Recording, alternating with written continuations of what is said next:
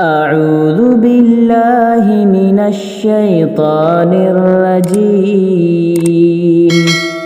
بسم الله الرحمن الرحيم. إذا السماء انشقت وأذنت لربها وحقت وإذا الأرض مدت وألقت ما فيها وتخلت وأذنت لربها وحقت يا أيها الإنسان إنك كادح إلى ربك كدحا فملاقيه فأما من أوتي كتابه بيمينه فسوف يحاسب حسابا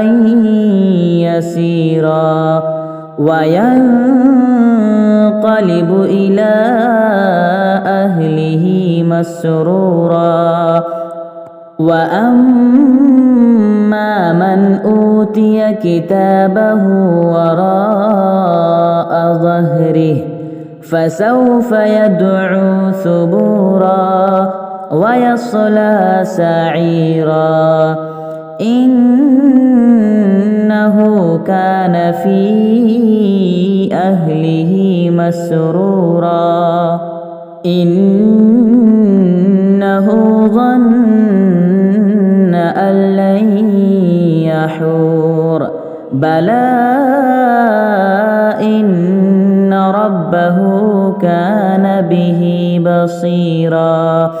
فلا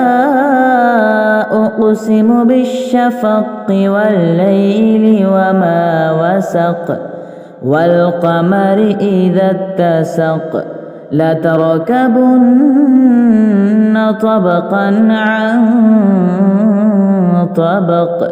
فما لهم لا يؤمنون وإذا قرئ عليهم القرآن لا يسجدون بل الذين كفروا يكذبون والله أعلم بما يوعون فبشرهم بعذاب أليم إلا الذين آمنوا وعملوا الصالحات لهم أجر غير ممنون.